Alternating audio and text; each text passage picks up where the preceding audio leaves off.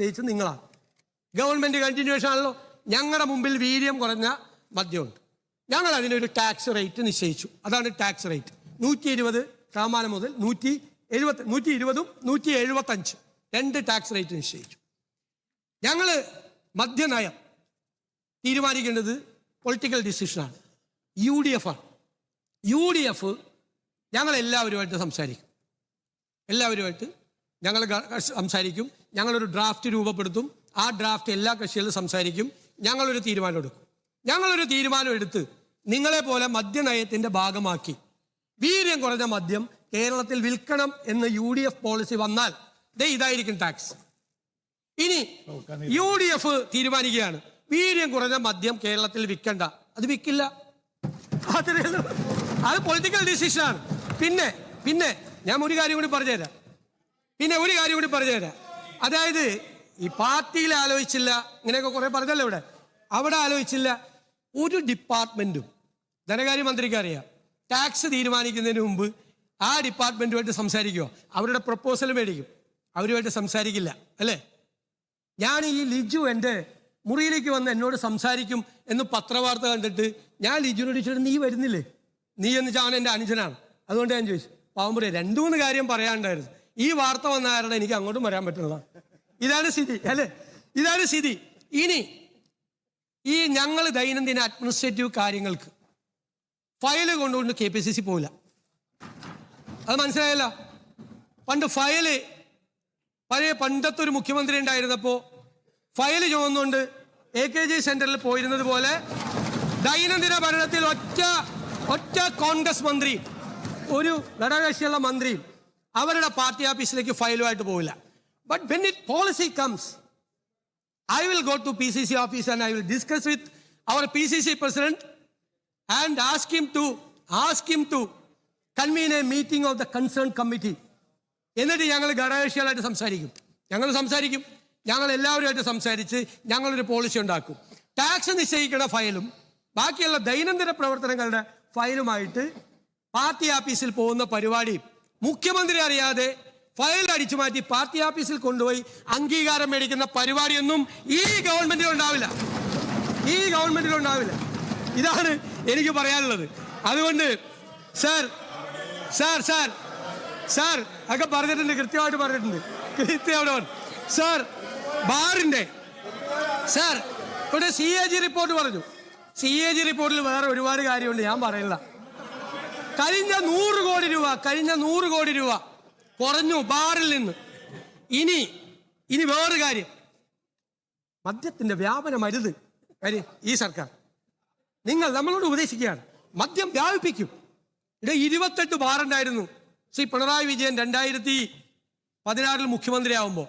ഇപ്പൊ കേരളത്തിലെ ബാറിന്റെ എണ്ണത്രേ 900 ചില്ലാൻ ബാറായി. കാരണം മദ്യവ്യാപനം തടയാൻ വേണ്ടിയിട്ട് 28 ബാറിൽ നിന്ന് 900 ചില്ലാൻ ബാറായിട്ട് വർദ്ധിപ്പിച്ചു. ബീവറേജസ് കോർപ്പറേഷന്റെ അതെന്താ അറിയാം, ഇപ്പോഴത്തെ ബാറിൽ കൂൾ ഡ്രിങ്ക്സ് ആണ് ഇരിക്കുന്നത്. മനസ്സിലായില്ലേ? 28 ബാറിൽ നിന്ന് 900 ചില്ലാൻ ബാറാക്കി കേരളത്തിൽ മദ്യം ഒഴുക്കിയ ഒരു സർക്കാരിന്റെ പ്രതിനിധികൾ വന്ന് ഞങ്ങൾക്ക് ഉപദേശം നൽകുകയാണ്. മദ്യം വ്യാപിപ്പിക്കരുത്. മദ്യം വിഷമാണ്. ഇതൊക്കെ ഞങ്ങൾ ഇതിന്ന് അങ്ങനെയൊന്നും പറയാത്തതാണ്. പക്ഷേ എത്ര കിട്ടിയെന്ന് ചോദിച്ചു കഴിഞ്ഞാൽ ഇതല്ലേ മറുപടി കൊടുക്കേണ്ടത് അല്ലേ? എത്ര കിട്ടിയെന്ന് ചോദിച്ചു കഴിഞ്ഞാൽ അവരോടൊക്കെ എത്ര പ്രാവശ്യം മേടിച്ചു എന്നാണ് ചോദിക്കേണ്ടത്. ഞാൻ ചോദിക്കില്ല. സാർ, ഈ ബജറ്റ് ഒരു വലിയ തുടക്കമായി. ഞങ്ങൾ ഈ കേരളത്തെ മാറ്റി എഴുതും. ഈ നാടിൽ വളർന്നു വരുന്ന തലമുറ അവര് പ്രതീക്ഷയോടുകൂടി ഞങ്ങളെ കാത്തിരിക്കുക. അത് വിറ്റുശീലമുള്ളവർ ആണ് അത് പറഞ്ഞുകൊണ്ടിരിക്കുന്നത്. സാർ, പ്രതീക്ഷയോടുകൂടി കാത്തിരിക്കുകയാണ് കേരളത്തിലെ യുവതലമുറയും വിദ്യാർത്ഥികളുടെ തലമുറയും. അവരുടെ പ്രതീക്ഷ യാഥാർത്ഥ്യമാക്കുന്നതിന് വേണ്ടിയിട്ടുള്ള നടപടികളുമായി ഡെലിവറി ഉണ്ടാവും. ഇപ്പൊ പ്രഖ്യാപിച്ച പദ്ധതികൾക്ക് ഡെലിവറി ഉണ്ടാവും, കൃത്യമായ ഡെലിവറി. അതിനുള്ള നടപടിക്രമങ്ങൾ ഉണ്ടാവും. ഒരു സംശയവും ആ കാര്യത്തിൽ വേണ്ട. സാർ, ആ കാര്യം കേരളത്തിലെ ജനങ്ങൾക്കും ഈ നിയമസഭയ്ക്കും ഉറപ്പ് നൽകിക്കൊണ്ട് ഞാൻ ഈ ബജറ്റ് സാർ അത് ഈ സഭ അംഗീകരിക്കണം എന്ന് ഞാൻ വിനയപൂർവ്വം അഭ്യർത്ഥിക്കുന്നു. ചട്ടം താൽക്കാലികമായി സസ്പെൻഡ് ചെയ്യുന്നതിനുള്ള ഉപക്ഷേപം ബഹുമാനപ്പെട്ട മുഖ്യമന്ത്രിക്ക് ഒരു കാര്യം കൂടി അവതരിപ്പിക്കാറുണ്ട് സാർ. ഞാൻ പറയാം സാർ. പുതിയ അല്ലല്ല ഞാൻ പറയാം. ഇല്ല പാസ്സാക്കല്ല. ഞാൻ ഒരു കാര്യം കൂടി പറയട്ടെ. ഒരു കാര്യം കേൾക്കുന്നു സാർ.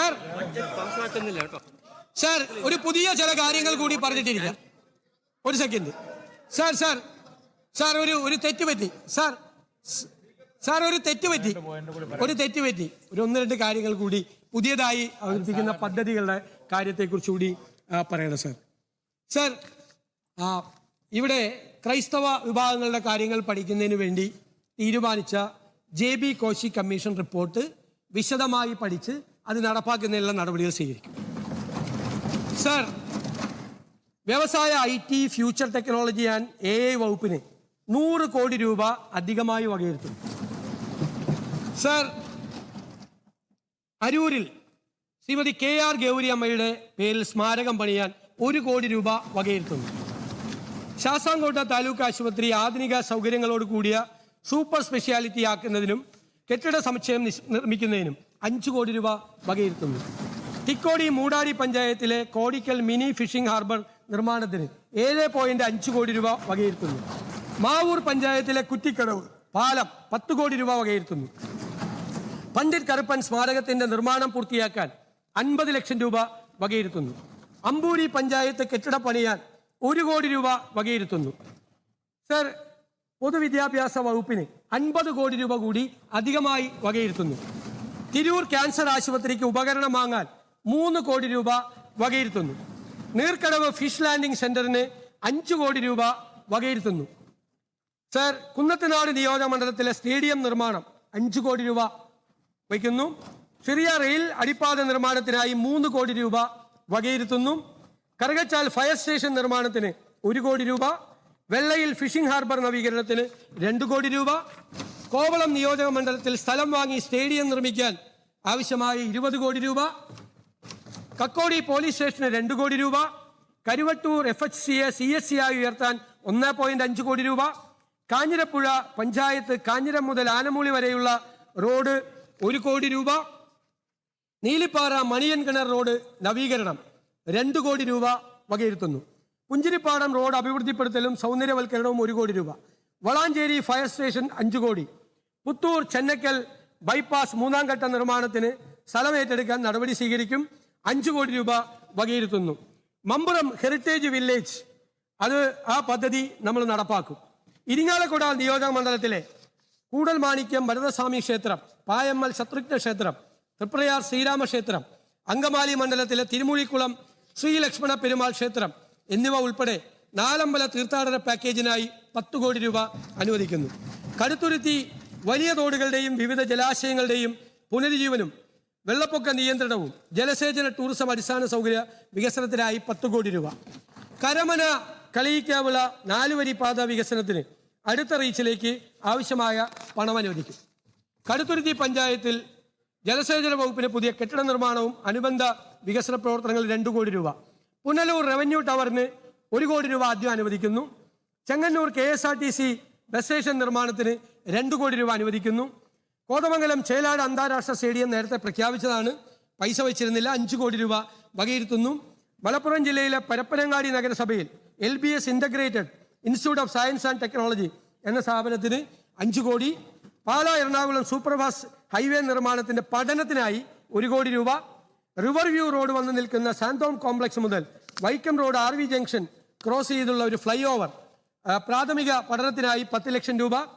പാലായിലെ പൂർത്തിയാകാത്ത ബൈപ്പാസ് റോഡിന് റിവർ വ്യൂ റോഡിന് ഭൂമി ഏറ്റെടുക്കുന്നതിന് വേണ്ടി 5 കോടി രൂപ. വിനോദസഞ്ചാര കേന്ദ്രങ്ങളായ ഇലവീഴ പൂഞ്ചിറ ഇല്ലിക്കാഗല്ലി വികസനം 3 കോടി രൂപ. പിറവത്ത് TM ജേക്കബ് സ്മാരകം നിർമ്മിക്കാൻ 50 ലക്ഷം. ആലുവ നാഷണൽ ഹൈവേ പുളിഞ്ചോട് മുതൽ മംഗലപ്പുഴ പാലം വരെ ഉണ്ടാകുന്ന ട്രാഫിക് ബ്ലോക്ക് മാറ്റുന്നതിനായി NATPACയെ കൊണ്ട് സാധ്യതാ പഠനം നടത്തി വിശദമായ റിപ്പോർട്ട് ലഭ്യമാക്കുന്നതിന് 30 ലക്ഷം രൂപ.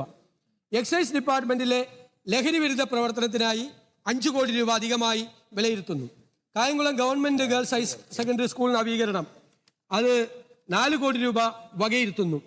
രാമന്തളി വടക്കുംപാട് മാപ്പിള UP സ്കൂളിന് കെട്ടിടം നിർമ്മിക്കാൻ 1 കോടി രൂപ. പേരൂർക്കട ജില്ലാ മോഡൽ ഹോസ്പിറ്റൽ 6 കോടി രൂപ. കന്യാകുളങ്ങര സിയോൺ കുന്ന് റോഡ് 2 കോടി രൂപ. മല്ലപ്പള്ളി ഫയർ സ്റ്റേഷൻ 1 കോടി രൂപ. സർ, മുക്കയം FHCA താലൂക്ക് ആശുപത്രിയായി ഉയർത്തുന്നതിന് 1 കോടി രൂപ. സർ, കാഷ്യൂ വർക്കേഴ്സിന് ഗ്രാറ്റുവിറ്റി ആയിട്ട് ഒരു 10 കോടി രൂപ കൂടി അഡീഷണൽ ആയിട്ട്